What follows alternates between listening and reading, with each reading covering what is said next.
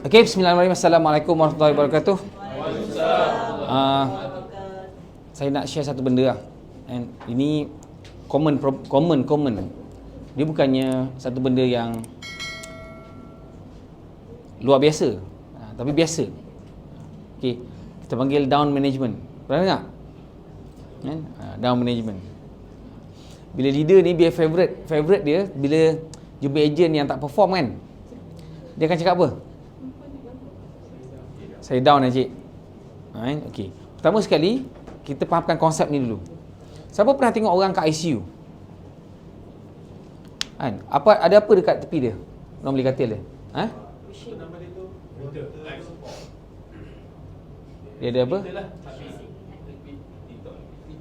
Okay. So, benda ni turun naik betul tak? So, katakanlah dia punya heartbeat rate naik.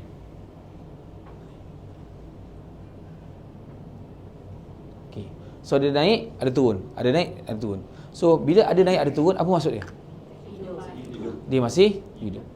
Jadi, apa yang kita boleh belajar kat sini adalah bila you hidup, you memang akan ada dia punya turun naik. It's okay. Okay. Tapi bagaimana nak pastikan dia tak ini umpama you punya semangat, ada naik, ada turun, ada naik, ada turun. Tapi pastikan jangan sampai dia straight line. Bila straight line, gone. Okay. Apa yang saya biasa ingatkan dan even saya sendiri buat. So, just go back to basic. Go back to basic. Kan? Macam mana nak go back to basic? Check balik you punya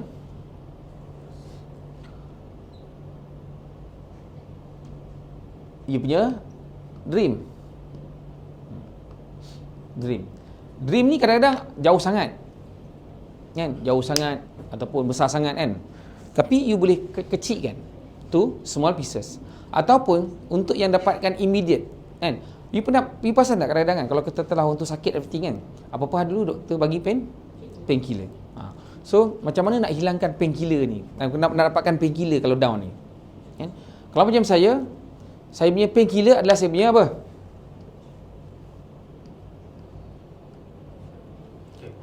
Saya punya dream mungkin lain, besar, lagi besar, untuk buat bisnes lah kan, ada yang nak beli kereta lah, beli rumah lah, macam-macam lah kan, nak pergi overseas lah everything. Tapi apa you punya painkiller? Contoh kalau macam kena reject kan, you rasa down, apa you punya painkiller? Nak bagi cepat kalau macam saya, family saya. Contoh very simple.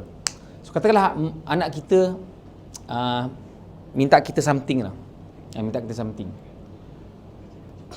kita janji nak bagi kat dia kan? So bila kita janji kat dia, so kita akan buat sedaya upaya, betul tak? So katakanlah disebabkan kena reject, adakah kita nak down terus macam tak apalah, kita abaikan apa yang anak kita nak, ataupun macam mana?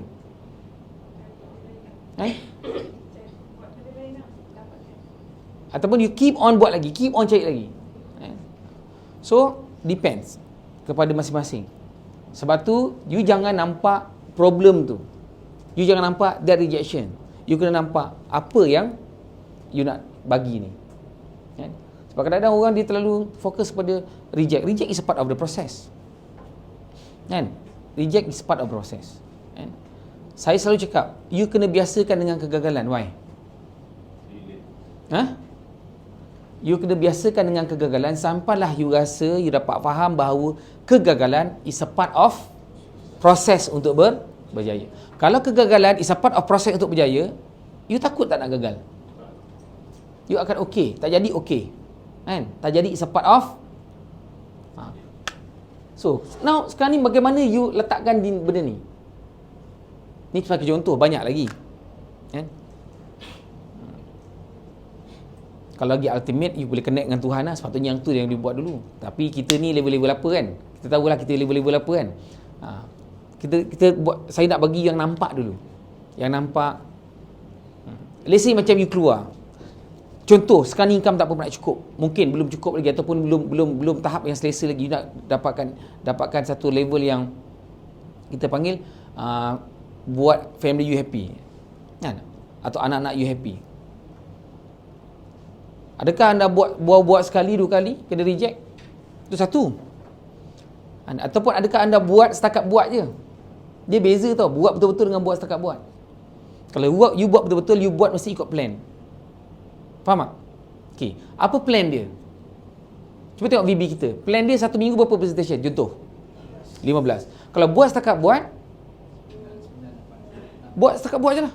1, 2, 1 hari atau 1 seminggu 5, 6 tu buat setakat buat lah. Tapi kita sebenarnya, apa musuh kita sebenarnya? Masa. Musuh kita adalah masa. Kita punya enemy, masa tu adalah kita punya enemy. Sebab apa? Kalau kita tak buat ikut plan secepat mungkin, kita tak tahu kita ada masa ke tak ada masa. Itu je. Dan cabaran sekarang ni ada apa? Distraction. So now dunia penuh dengan distraction. Macam-macam. Setiap orang akan minta kita punya perhatian. Sebab tu dibuat entertainment gila-gila, kan? Dibuat apa-apa yang menarik minat kita. So kalau kita lupa, leka, dan that distraction ada kat kita sentiasa. Dan kalau benda tu tertinggal kat rumah, kita sanggup patah balik untuk dapatkan benda tu balik. So sebab tu saya nak you kena faham dia punya basic dia, kan? Ikut plan. Apa-apa pun mesti ikut plan. You nak buat building, you nak buat apa-apa construction, you nak buat apa-apa pun mesti ikut plan. Kalau tak ikut plan, contoh you buat target 2 tahun buat construction, kan? You tak buat ikut plan masa dia, drag 1.5 tahun, 2 tahun setengah, apa jadi? Siapa kena bayar dia punya kos setengah yang ambil lagi setengah tahun? Siapa kena bayar? Siapa construction punya line? Klien kena bayar ke ataupun contoh bukan rumah. Kita ambil katakanlah you contractor, kan? So buat rumah untuk klien lah. So you janji kena siapkan dalam masa 2 tahun, tapi tak siap, siapa kena tanggung? So sebab tu kita mungkin nampak macam simple benda ni, kan? Sebab kita negotiate dengan dream kita tau. Kalau kita buat untuk orang, contoh macam kita develop rumah orang ke everything kan, projek ke everything kan, kita boleh ke kita buat ikut timeline yang kita punya suka-hati at our own convenience, boleh tak? Kan? Kita nak deliver projek, patut projek tu 2 bulan, kita buat our own sweet time, relax, okey lah, tak apalah, ada sibuk tu sibuk ni, pum, kan, 2 bulan setengah. Kalau kita kerja barang gaji, kita akan all out fokus buat benda tu. Tapi because kita buat sendiri dan kita tak letakkan ni sebagai satu priority, kita punya dream ni bukan priority, kan? Dan kita leka dengan distraction. Dan itu yang paling bahaya, because benda ni, sebenarnya buat insurans ni bahaya dia apa? Sebab you kerja sendiri. You feel that you kerja sendiri. Betul. You tak rasa sebenarnya you kerja sebenarnya, you buat business, you kena kejar target dan you kena follow dia punya timeline. So kalau kena rejection, just relate balik, go back to basic. Aku nak buat benda ni, ada timeline dia. Dia nak ambil, tak nak, tak apa, next. You enjoy the process. Bagaimana kita naik tangga tu, pernah tak kita naik step, kan? Tapi aim you tingkat, contoh you punya aim tingkat 2 ke ataupun step tu je? So, apa you buat? Otak aim tingkat 2, lepas tu just follow the process. Itu tingkat 2. Kalau tingkat 4, nampak? That's how macam mana kita nak manage kita punya down. Ni sebahagian, banyak lagi. Ini sebahagian. So cari you punya painkiller. Kalau kena, kalau you tahan, okey. Kalau you tak tahan, you kena cari painkiller tu. Sebab kadang-kadang benda tu menyakitkan kan, macam ulama kata reject, dia janji nak ambil satu family kan, bayar yearly pula tu, tapi janji tak ambil, ataupun janji ambil orang lain.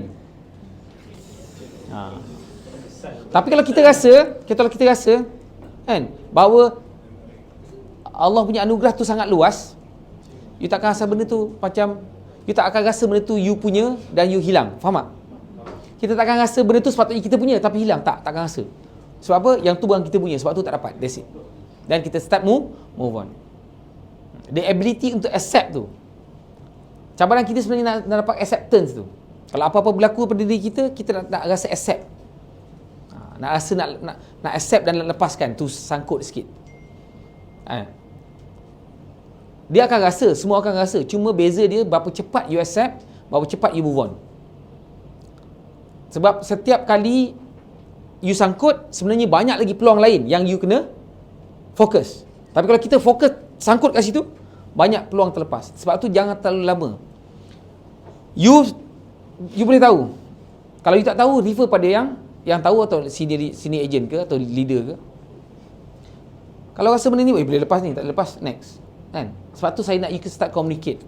Kadang-kadang yang baru kan, dia janji macam-macam. Sebab tu pada saya ada prosedur dia. Saya ada SOP. Dia okey tak okey, ikut SOP. Buat financial check dulu. Kadang-kadang dia yang nak, kita yang pula yang reject. Dia nak ni, nanti dulu. Kau belum ready lagi, kau buat ni dulu. Ada masa macam tu. Kita jangan main belasah, kita nak je. So at the end of the day, nanti bila dia sangkut payment, kita pula suffer persensi. Dia sama macam mana kita punya emosi, kita punya business. Barulah kita rasa bukan kita yang terigih-igih sangat nak dapatkan sales. Okay? So you kena firm bab tu. Kan? Even saya belajar manage saya punya property pun, kan? Kalau orang tu nak sewa rumah dengan saya, patutnya kita lah mengalu-alukan penyewa kan. Tapi wajib mesti bagi saya detail super particulars plus dengan dia punya proof of income. Why? Ya. Sebab kalau kau dah duduk nanti, bukan senang nak halau. Kedua, kalau dah duduk, minta postpone, sangkut 2 bulan, siapa nak bayar that yang sangkut? Faham tak? So, every business mesti ada dia punya SOP. Just follow dia punya SOP, which is you punya plan. Okay? So, itu saja. Kalau tak ada apa-apa, kita sudahi atas speaker Farah dan soal as.